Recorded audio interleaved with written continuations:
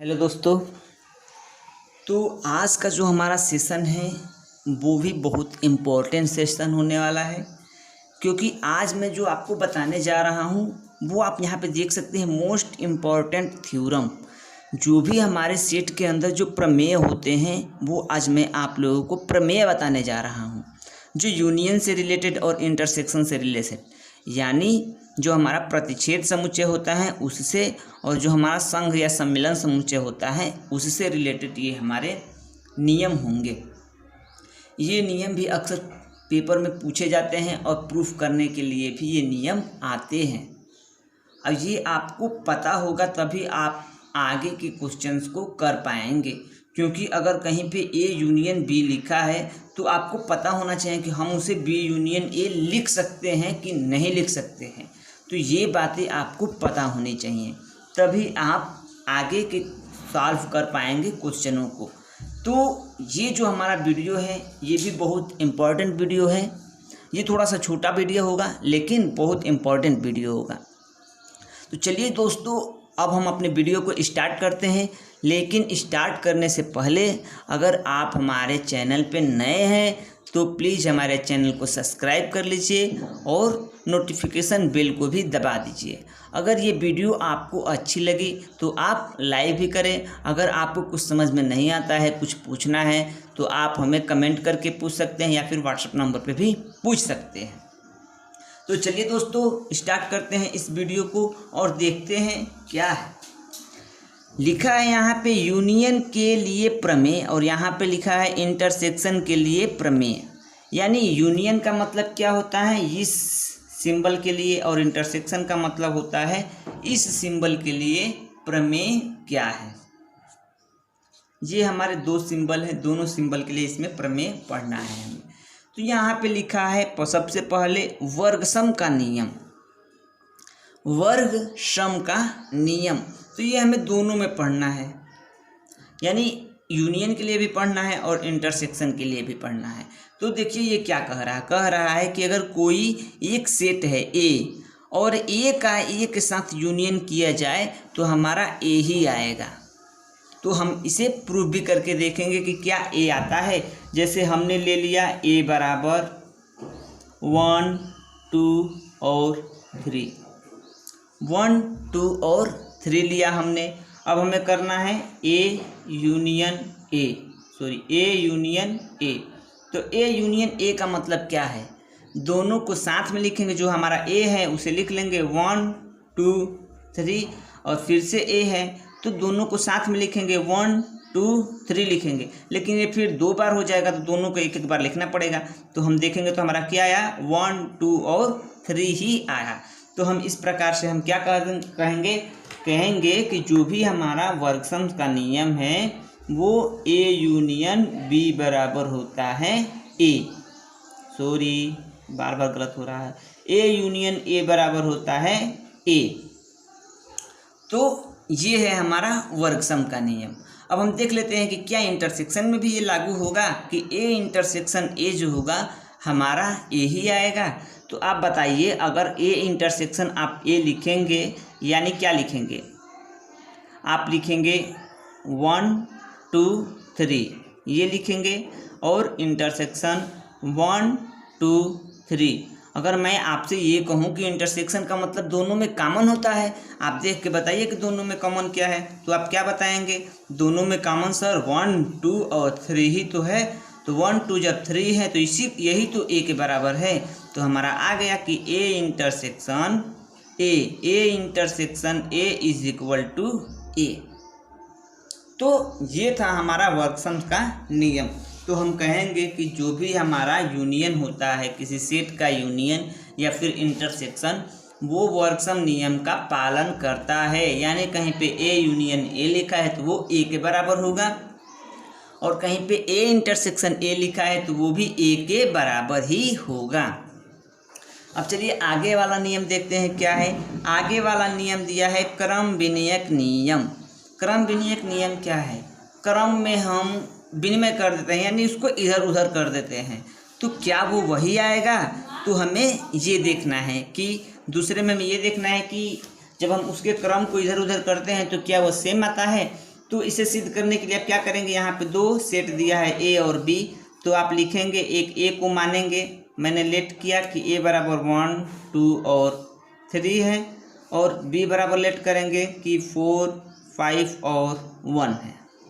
मैंने ए और बी को लेट कर लिया। अब हमें लिखना है ए यूनियन बी, LHS हम ले रहे हैं ए यूनियन बी, तो कितना आएगा ए यूनियन बी, आप बताइए, दोनों को साथ में ले लेंगे 1 2 3 1 2 3 4 5 4 और 5। हम 1 को इसलिए नहीं ले रहे हैं क्योंकि हमने 1 को यहाँ पे ले लिया है, अगर 1 को लेते भी तो फिर से एक बार लिखना पड़ेगा, इसलिए हम डायरेक्ट कर दे रहे हैं। तो 1 2 3 4 5 आ गया। अब हमें करना है बी यूनियन सी, ये हमारा क्या था, ये है हमारा LHS। अब हम करेंगे बी यूनियन सी।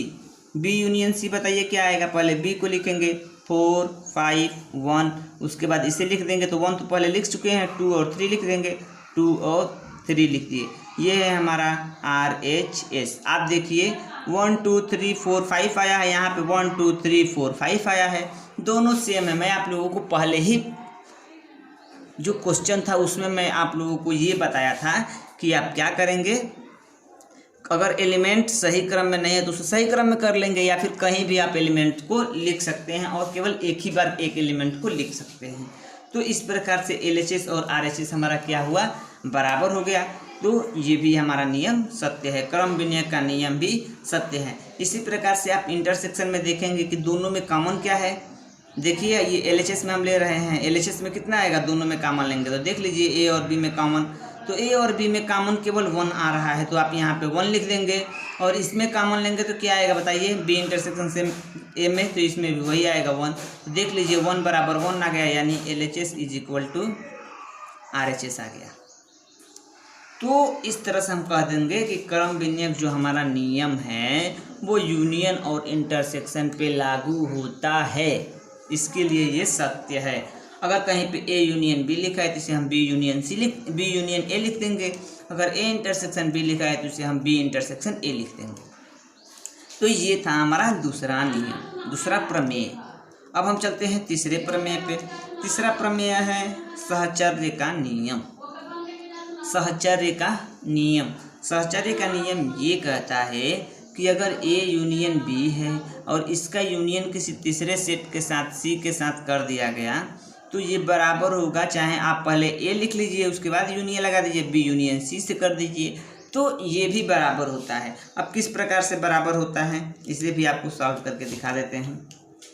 जैसे मैंने ए लिया, क्या 1 2 3, और बी लिया, मैं थोड़ा छोटा छोटा इसलिए लिख रहा हूँ क्योंकि स्पेस कम है, और बी जो है बी मैंने ले लिया 2 और 5, और मैं सी ले लिया 1 और 6, ए बी और सी हमने 3 ले लिया, ए बी और सी 3 क्या किया हमने, सेट ले लिया। अब हम पहले आ जाते हैं, किस साइड में आते हैं, LHS में आते हैं। पहले हम निकालेंगे ए यूनियन बी, आप निकालिए ए यूनियन बी, यानी दोनों को साथ में कर लेंगे, कितना आएगा, ए यूनियन बी आप निकालेंगे तो आएगा कितना बताइए जल्दी से, दोनों को लिख लेंगे 1 2 3 और 5 आ जाएगा, 1 2 3 और 5 आ गया। फिर इन दोनों का सबका निकालेंगे तो कितना आएगा, ए यूनियन बी। अब इसके साथ हम यूनियन करेंगे सी का, तब आप बताइए इसके साथ सी का भी यूनियन करिए, तो 1 2 कॉमन है तो 1 को लिख लेंगे, 2 3 और 5, इन सबको हम लिख लिए। अब इसे भी लिखना है तो लिख लीजिए, 1 और 6 है तो 1 को फिर दोबारा लिखना पड़ेगा, एक बार लिख चुके हैं तो इसलिए नहीं लिख रहे हैं, ये 6 हो जाएगा। तो ये क्या है हमारा, ये है हमारा LHS। अब RHS में कर लीजिए, आप पहले बी यूनियन सी निकालिए, जब बी यूनियन सी निकालेंगे तो क्या आएगा, 1 2 5 और 6 आएगा, 1 2 5 और 6 आएगा। यहाँ पे मैं लिख ले रहा हूँ बी यूनियन सी क्या आएगा, 1 2 5 और 6 आया, 1 2 5 और 6 आया, ये है हमारा बी यूनियन सी। अब इसका यूनियन ए के साथ करना है, A union B union C, आप बताइए कितना आएगा। अब इसके साथ आप कर दीजिए ए का, तो ए में दिया है 1 2 3, और उसके बाद 1 2 तो कॉमन है तो रहने देंगे, 5 और 6 लिख लेंगे। आप देख लीजिए कि ये दोनों क्या है, बराबर है। LHS और RHS क्या हो गया, बराबर हो गया। इसी प्रकार से इसको आप खुद से करेंगे। चलिए हम करके ही बता देता हूँ, आप देख लीजिए इसको भी। आपको मैं छोड़ दूंगा दूसरा क्वेश्चन। आप देखिए, आप यहाँ पे लिखा है A intersection B, A intersection B, दोनों में कॉमन क्या है? आप कहेंगे सर केवल 2 कॉमन है, आप केवल 2 लिख लीजिए। और इसका इंटरसेक्शन करना है C के साथ, 1 और 6 के साथ इसका इंटरसेक्शन करना है। तो करिए आप, कितना आएगा? दोनों में कुछ कॉमन नहीं है तो आएगा 5। अब यहाँ पे आ जाइए, आप क्या करेंगे? A इंटरसेक्शन B इंटरसेक्शन पहले आप C कर लीजिए। B इंटरसेक्शन जब C करेंगे तो आपको क्या कॉमन मिलेगा? बताइए। कुछ नहीं कॉमन मिलेगा, आपको मिलेगा 5। और इसका इंटरसेक्शन करना है A के साथ। ये हमारा LHS था, ये RHS है। A इंटरसेक्शन 5 जब करेंगे तो A में 5 हमेशा रहता है, तो ये आ जाएगा हमारा 5, यानी 5 बराबर 5 आ गया। तो इस प्रकार से हम कह देंगे कि सहचर्य का नियम भी यूनियन के लिए और इंटरसेक्शन के लिए फॉलो करता है, इसके लिए ये सत्य है। और इसके बाद लास्ट जो हमारा प्रमेय आता है वो आता है तत्समक का नियम। तो तत्समक का नियम दोनों में थोड़ा सा डिफरेंस होता है। इसमें होता है A यूनियन 5 होता है, और इसमें होता है A इंटरसेक्शन यूनिवर्सल सेट होता है, यानी समष्टि समुच्चय होता है। तो आप तो ये तो जानते हैं, अगर A अगर है उसमें 5 के साथ यूनियन किया जाए तो वो A ही आएगा। क्यों? क्योंकि आप देखिए A में यहाँ पे जो सेट था उसका हम 5 के साथ इंटरसेक्शन किए हैं तो वही आया है, तो यूनियन भी करेंगे तो आप वही आएगा। आइए देख लीजिए, अगर मान लीजिए A दिया है, अगर A दिया है 1 और इसका यूनियन करना है 5 के साथ, तो आप बताइए इसके अंदर तो 5 होता ही है, तो आपका आ जाएगा क्या? ये पूरा सेट ही आ जाएगा।